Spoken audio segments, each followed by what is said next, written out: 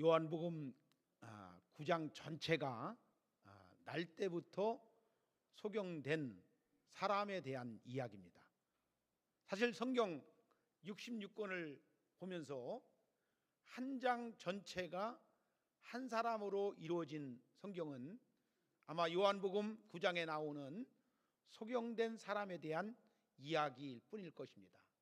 그만큼 눈을 뜬다는 것이, 눈을 떠야 된다는 것이 너무너무 중요하기 때문에 예수님께서 이 소경된 자에 대한 이야기를 끊임없이 말씀해 주고 있다는 것입니다.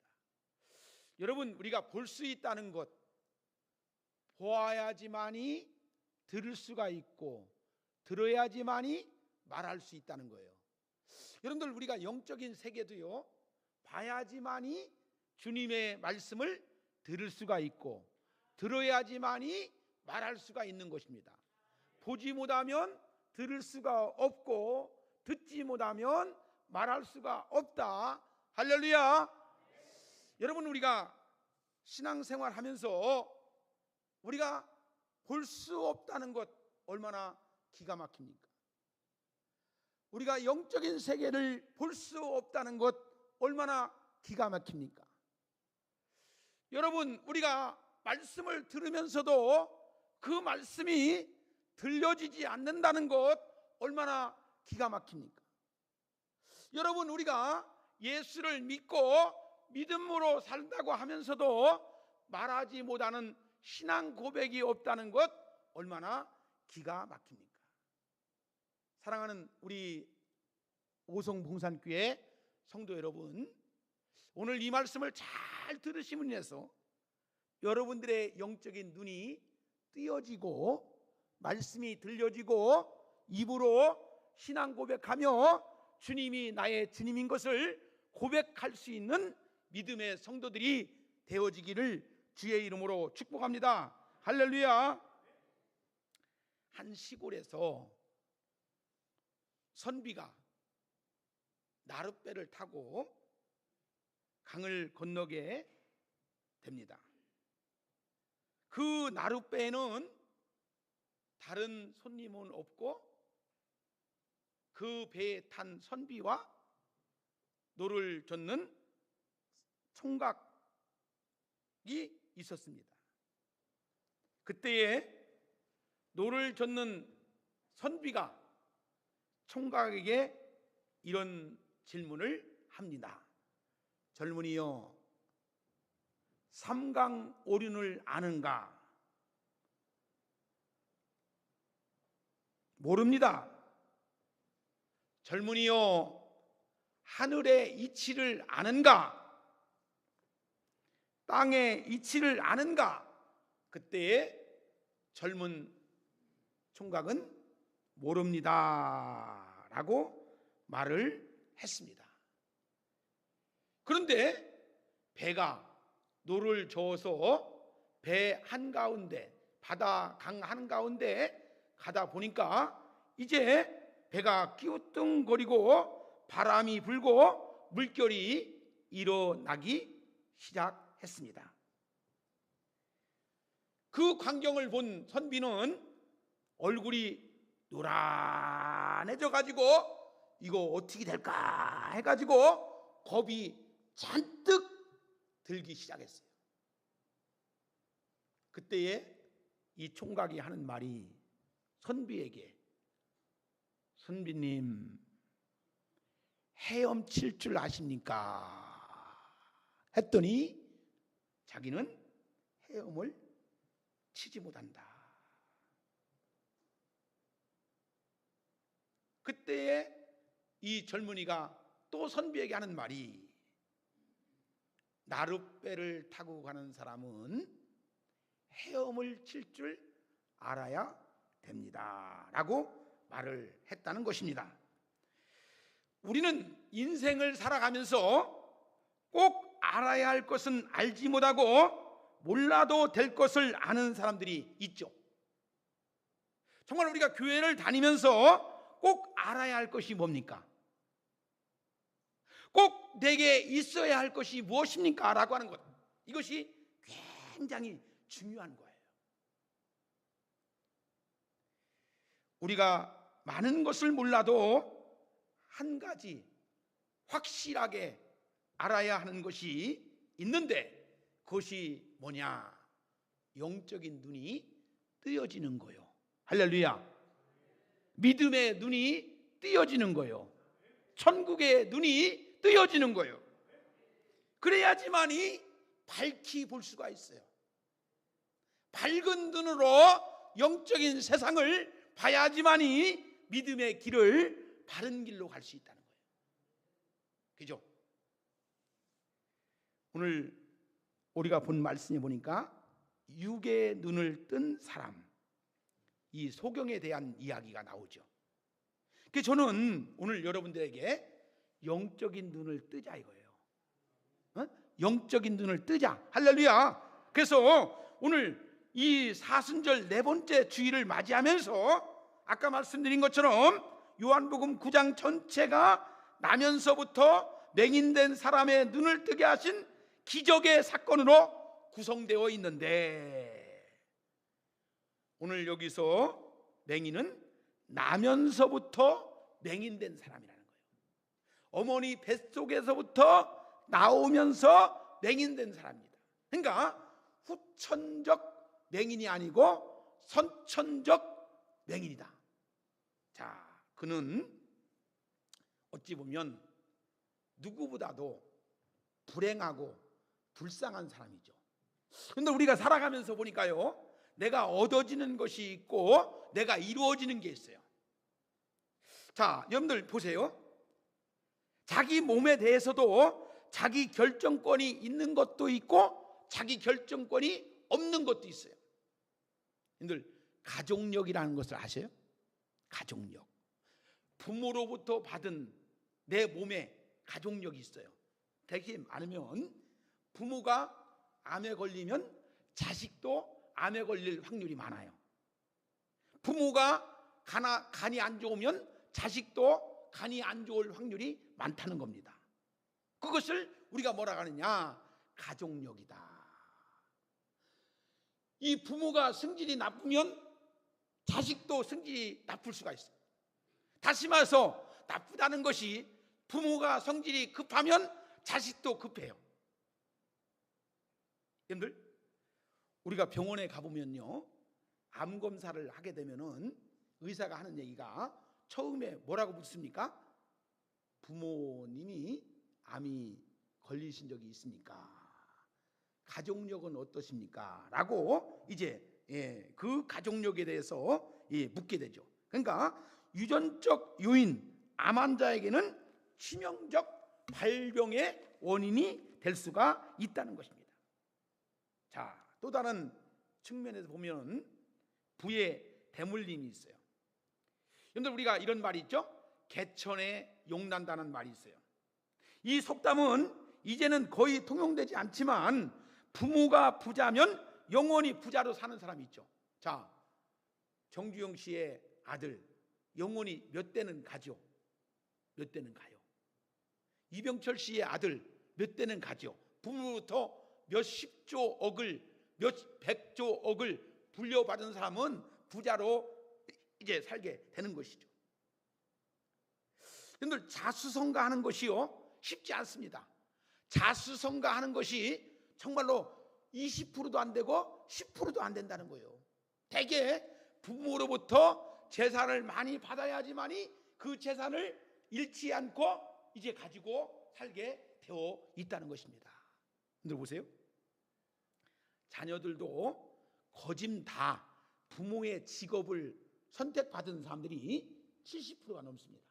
아버지가 공무원이면 아들이 공무원인 사람들이 많아요. 아버지가 사업을 하면 자식도 사업인 사람이 많아요. 아버지가 목사면 자식도 목사인 사람들이 되게 많습니다. 그죠? 여러분들, 우리가 살아가면서 선택적 내가 무엇을 얻어가지고 살 것인가라고 하는 것 속에서의 얻는 것들이 적게 되는 것을 우리가 볼 수가 있다는 것입니다. 여러분, 통계적으로 보아도 부모가 술주정뱅이면 자식도 술주정뱅이일 가능성이 많다는 거예요. 부모가 사기꾼이면 자식도 그렇게 될 확률이 많다는 것입니다. 부모가 무식하고 무례하고 폭력적이면 그 자식 또한 비슷한 인생을 살아가는 경우도 많이 있다는 것입니다.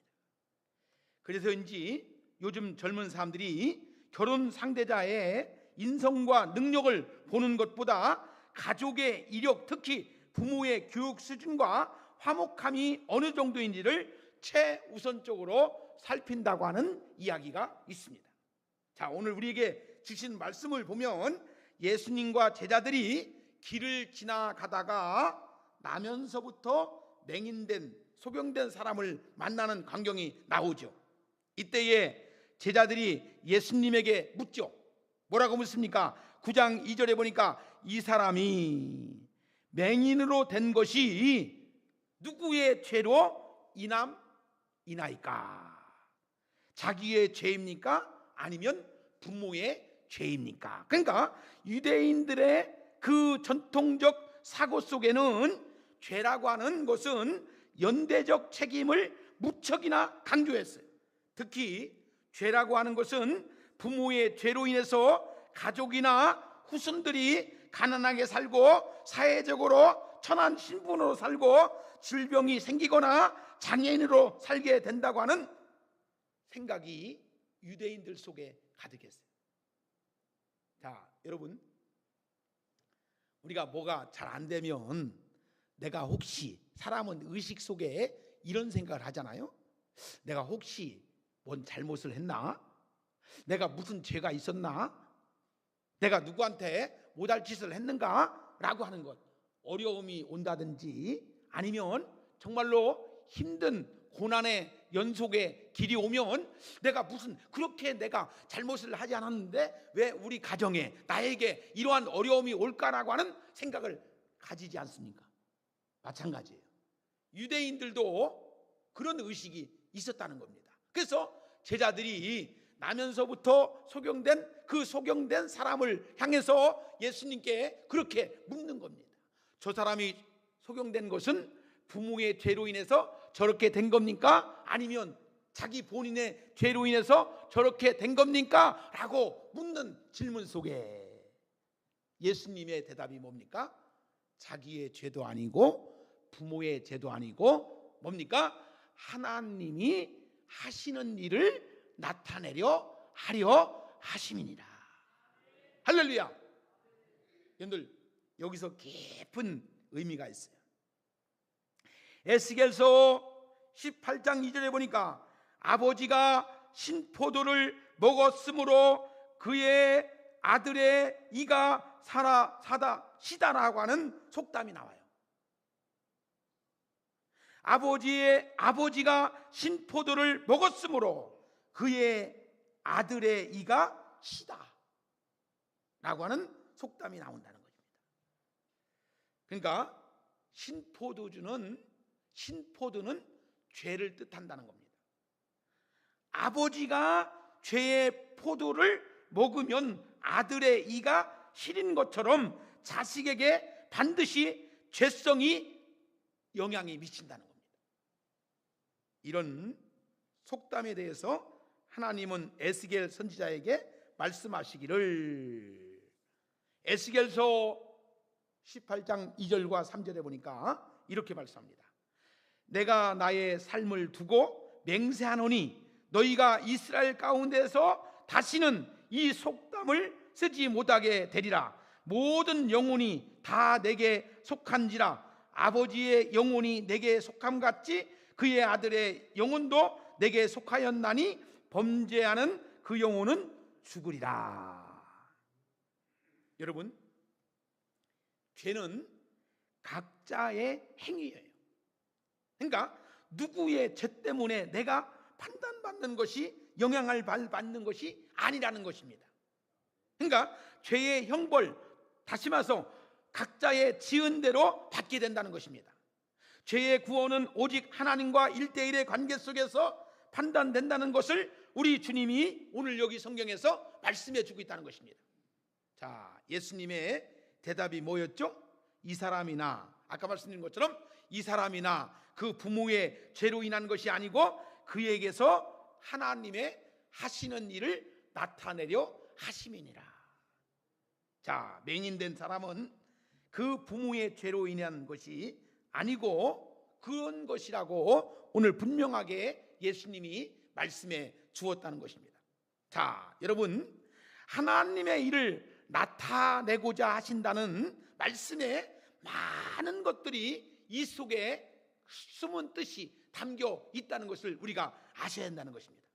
그 맹인이 단 한 번도 빛을 보지 못하고 처음부터 깜깜한 어둠 속에 갇혀 지낸 것처럼 예수님이 이 땅에 오시기 전까지 모든 인류는 죄와 사망의 어둠에 갇혀 지내고 있었다는 것입니다.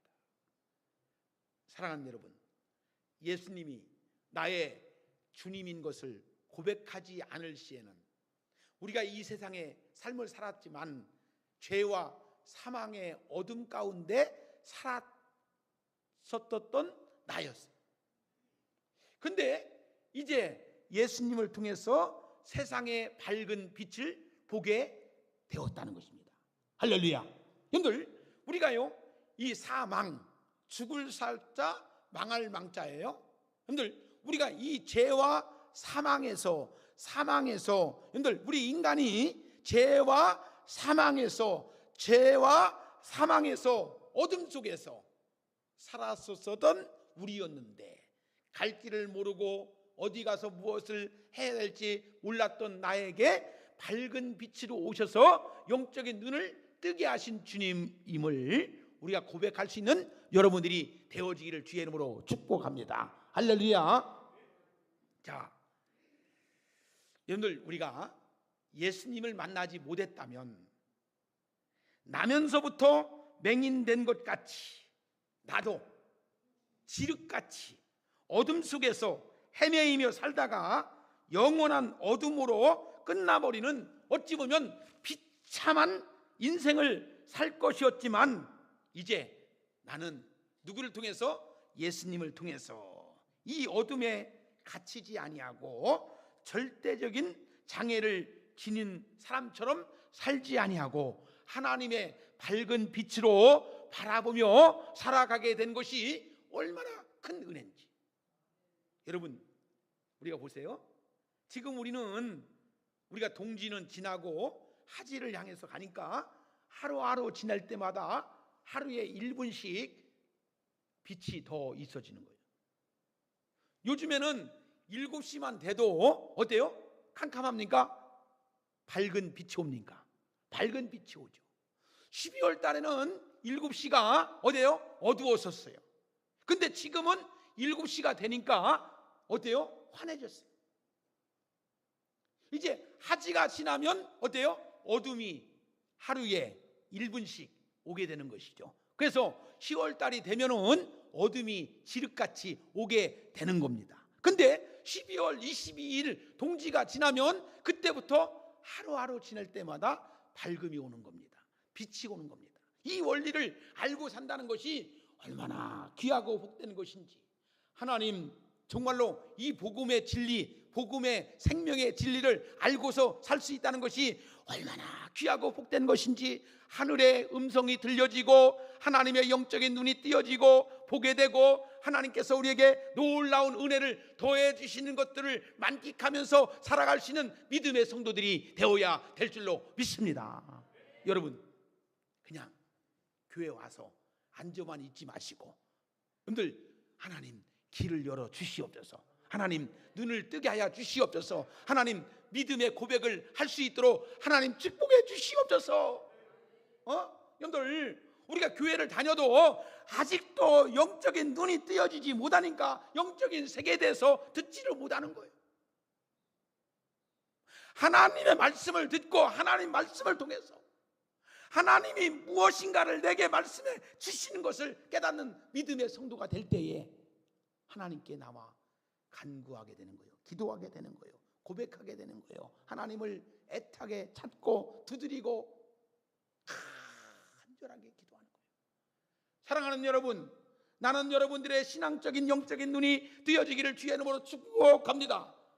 하나님의 영적인 눈이 뜨여짐으로 해서 듣는 귀가 열려지는 귀한 축복이 있어지기를 주의 이름으로 축복합니다.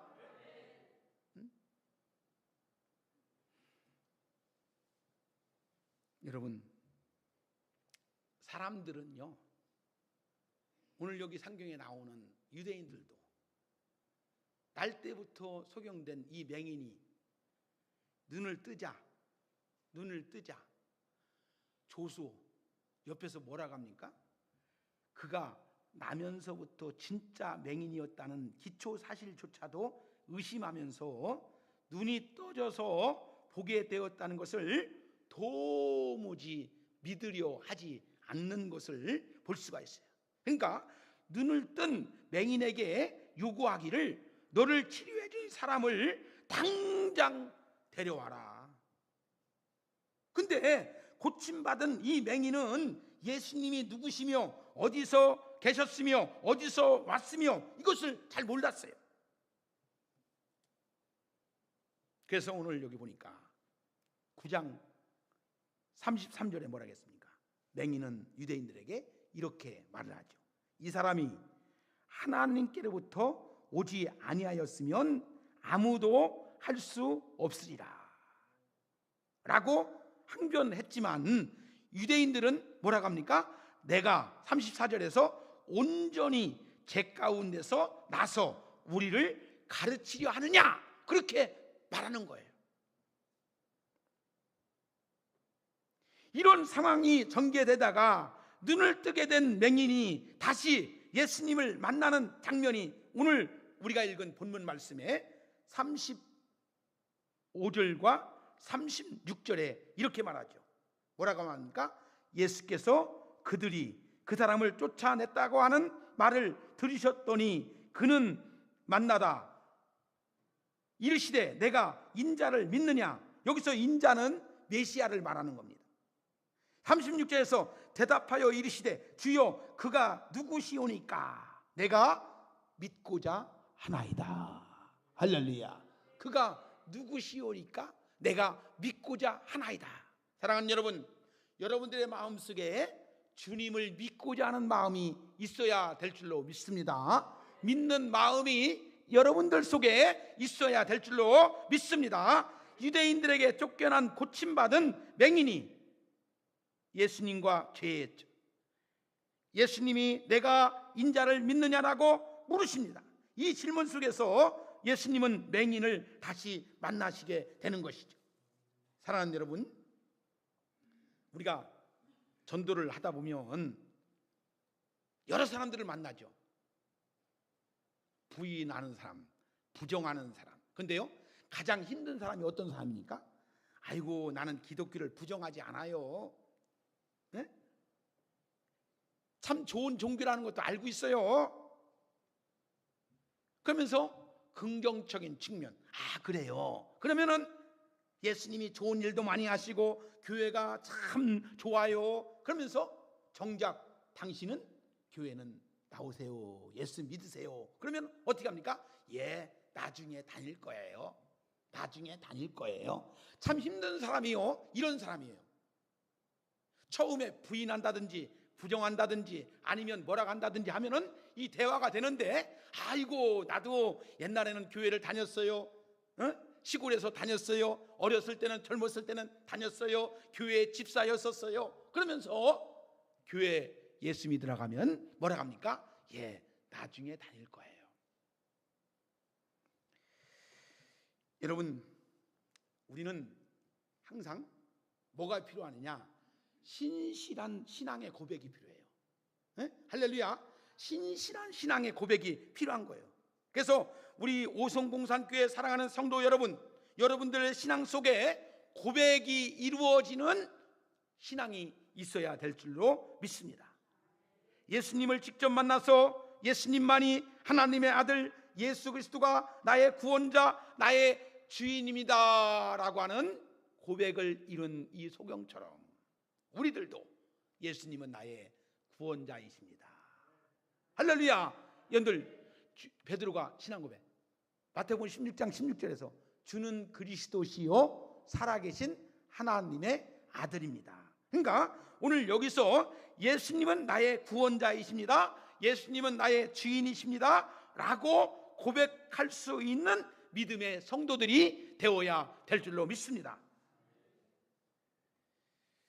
사실 이 고백 없으면 예수님과 서로 남남으로, 서로 모르는 사람으로 지내는 것과 같다는 거예요. 근데 우리가 이웃이 아파트 앞집에 뒷집에 윗집에 살아도 서로 오랫동안 10년 동안 살아도 서로 얼굴만 알지 그 속내를 모르는 거하고 똑같다는 겁니다. 근데 예수님이 나의 구세주입니다, 예수님이 나의 주인입니다, 나의 영적인 인도자입니다 라고 고백하는 심령은 하늘의 영적인 속한 심령이 될 수가 있다는 것입니다. 내가 인자를 믿느냐라고 묻습니다. 주여 누구시니까 내가 믿고자 하나이다라고 대답합니다. 여기서 주여라고 하는 것은 선생님 같은 존칭이에요. 내가 믿고 싶은데 그가 누구십니까? 제발 알려주세요. 간절하게 뚝뚝 묻어나는 답변을 여기서 들을 수가 있다는 것입니다. 여러분 정말로 주님을 애타게 불러본 적이 있어요? 간절하게 내 생명이, 내 허리가 끊어질 정도로 주님을 간절하게 불러본 적이 있어요? 사모해 본 적이 있어요? 이 과정이 있어야 돼요. 나의 구원자, 나의 주인. 여러분들, 우리 주님이 나에게 생명을 주시고 우리 주님이 나에게 구원을 이루어 주시는 그 주님 앞에 우리가 간절하게 기도해 본 적이 있냐고요. 응?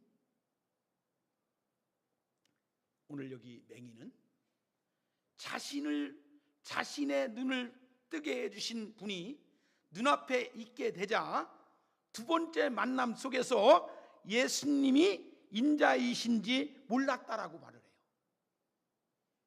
여러분, 저는 목사로서 여러분들이 설교 말씀을 듣는 중에 그동안에 몰랐던 우리 주님이 내게 다가오는 것들을 느끼시고 주님의 말씀을 통해서 들려지는, 귀가 열려지는 그 축복이 있기를 주의 이름으로 축복합니다. 할렐루야. 그건 성령님만이 역사하시는 거예요. 성령님만이 여러분들의 마음을 움직여 주시는 거예요. 성령님을 간절하게 찾고 두드릴 때 하나님의 능력의 역사가 이루어지는 거예요. 여러분들, 육으로 난 것은 육이요, 하나님의 말씀을, 설교 말씀을, 하나님의 말씀을 육의 소리로, 사람의 소리로, 사람의 음성으로 들어지지만 어떤 때는 내 마음을 움직이고 내 마음에 변화를 가져오게 하는 생명의 말씀이 되는 것을 느껴지게 되는 거예요. 할렐루야. 여러분들, 거기에서 오늘 여기 성경은 이렇게 말씀하는 거예요. 뭐라고요? 평생 그렇게 예배를 열심히 드리고 그렇게 여러 번 예배를 드렸었는데 오늘 보니까 평생 처음 세상을 보게 된 정신없는 상황이 하나님의 역사로 이루어지는 것을 오늘 여기서 보는 거예요. 그래서 예수님이 내가 이것을 믿느냐, 그때에 소경이 믿나이다, 할렐루야, 아멘이 나오는 것을 볼 수가 있다는 것입니다. 이제 예수님은 그 맹인된, 소경된 사람의 마음속에 중심에 서게 돼 있는 것을 볼 수가 있다는 것입니다. 예수님이 다시 묻습니다. 37절과 38절을 한번 봅시다. 37절과 38절에 보니까 예수께서 이르시되 내가 그를 보았거니와 지금 너와 말하는 자가 그이니라. 이르되 주여 내가 믿나이다 하고 뭐 했다겠어요? 절을 했다. 절했다는 것은 뭡니까? 굴복했다. 누구에게? 예수님에게. 할렐루야. 사랑하는 여러분, 여러분, 우리가 기도하는 것, 예배 드리는 것, 하나님께 나와서 우리가 할렐루야 하는 것은 모든 것을 주님 앞에 굴복하는 거요, 주의 말씀 속에 굴복할 수 있는 여러분들의 신앙이 되어지기를 예수의 이름으로 축복합니다. 할렐루야. 지금 너와 말하는 자가 그이니라. 지금 너와 말하고 마주보고 있는 내가 하나님의 아들 그리스도이며 너의 눈을 뜨게 해준 인자이라고 오늘 성경은 말씀해 주고 있습니다. 마치 요한복음 4장 26절에 나오는 사마리아 수가성 여인에게 내가 말하는 내가 그라라고 하신 것처럼 비슷한 장면이 오늘 여기서 나오고 있습니다. 맹인은 내가 믿나이다. 여러분, 주문 외우듯이 나는 예수님을 믿는 사람입니다. 나는 하나님의 사람입니다라고 하는 믿음의 신앙의 고백이 있어야 될 줄로 믿습니다. 확실한 믿음, 확신 있는 믿음이 중요하다라고 하는 것을 여기서 말씀해 주고 있습니다. 여기서 주여라고 하는 호칭은 단 한 분의 주인 되시는 여호와 하나님을 향해서 부르는 호칭을 말합니다. 사랑하는 여러분, 예수님만이 나의 하나님이요 나의 주인이요 나의 그리스도이심을 믿으시겠습니까? 그것을 내가 믿나이다, 그렇게 말하는 거예요. 이보다 더 확실한 고백이 어디 있어요? 자, 오늘 여기 광경을 마무리하면서 말씀드릴게요. 다시 말해서 이 소경의 예수님의 1차적 만남 속에서 그저 눈에 진흙을 발라주시고 실로암 못에 가서 씻으라 한 것이 끝이 없기 때문에 자신의 눈을 뜨게 하신 분의 정체성을 몰랐다는 거예요. 근데 예수님의 2차적 만남을 여기서 보니까 이루어지는 것이죠. 그 2차적 만남을 통해서 예수님이 하나님의 아들이시며 그리스도라고 하는 사실을 직접 보고 듣고 고백하는 단계까지 나아갈 수 있었습니다. 여기까지 이르러서야 진정한 믿음의 신앙이 완성된다는 사실이에요. 예수님은 맹인의 고백을 들으신 후에 그 고백을 기쁘게 받으신 후에 주변에 있는 제자들과 군중들을 향해서 이렇게 말씀합니다. 39절과 41절에 나오는 말씀입니다. 예수께서 이르시되 내가 심판하러 이 세상에 왔으니 보지 못하는 자들은 보게 하고 보는 자들은 맹인이 되게 하려 함이라 하시니 바리새인 중에 예수와 함께 있던 자들이 이 말씀을 듣고 이르되 우리도 맹인인가? 예수께서 이르시되 너희가 맹인이 되었더라면 죄가 없으려니와 본다고 하니 너희 죄가 그대로 있느니라, 그렇게 말씀해 주고 있습니다. 예수님을 보지 못하는 자들을 보게 하시고, 그죠? 여러분, 목사의 역할은 뭐냐? 우리 사랑하는 성도들의 눈을 뜨게 하는 거예요. 학교 선생님의 할 역할은 지식의 눈을 뜨게 하는 것이라면 교회 목사의 역할은 영적인 눈을 뜨게 하는 거예요. 하늘의 영적인 눈을 뜨고서 바라보고 믿음의 생활을 잘하게 하는 것이 목사의 역할인 거예요. 응? 그래서 저는 여러분 잘 보고 잘 알고 있다고 생각하면서 믿음 생활을 잘 해야 된다. 여러분, 이 땅에 살아가는 동안 하나님 앞에 영적인 눈을 뜨고 잘 보고 잘 알고 잘 믿음 생활하는 것이 우리의 삶의 신앙의 모습이잖아요. 응? 그래서 우리는 이 소경이 가졌던 2차적 만남이 없는 자들, 아직 2차적 만남을 이루지 못하는 자들에게 나는 여러분들에게 꼭 이 말씀을 드리고 싶어요. 뭐냐? 보지 못하게 관계가 없는 남남으로 살지 아니하고 하나님과 함께 동행하는 축복의 인생을 살 수 있는 여러분들이 되어야 된다. 그래야지만이 교회가 건강한 것이고 교회가 하나님 앞에 영광을 돌리는 하나님의 능력을 이룰 수 있는 생명력 신앙의 공동체가 되는 거예요. 이 신앙이 없으면 교회가 우습지도 않아요. 웃기지도 않습니다. 여러분, 우리 교회가 이 영적인 눈을 떠야지만이 하나님 앞에 온전함을 이룰 수 있는 생명력이 서로 통용하는 거예요. 이루어지는 거예요. 여러분, 하나님의 영적인 눈을 뜨고 그 세계를 바라보고 그 믿음의 역사를 이룰 때에 우리 교회의 존재의 목적, 신앙의 목적, 우리가 믿음을 어떻게 해야 되는지를 우리가 알고서 믿음 생활을 하는 것인 것을 알게 하시고, 주의 음성을 듣는 여러분들 되어서 듣고 말하게 하시고, 보고 듣고 말하게 하시는 하나님을 경험할 수 있는 여러분들이 되어지기를 예수님의 이름으로 축복합니다. 기도하겠습니다. 하나님 아버지, 저희들의 마음에 오직 하나님의 아들 예수 그리스도를 믿는 강하고 담대한 믿음을 주셔서 나의 주인 되신, 나의 그리스도가 되시는 예수님만을 참되게 하시고 진실되게 하시고 이 신앙의 고백으로 나가며 빛 가운데 인도하여 주시는 우리 주님께 감사와 영광을 돌립니다.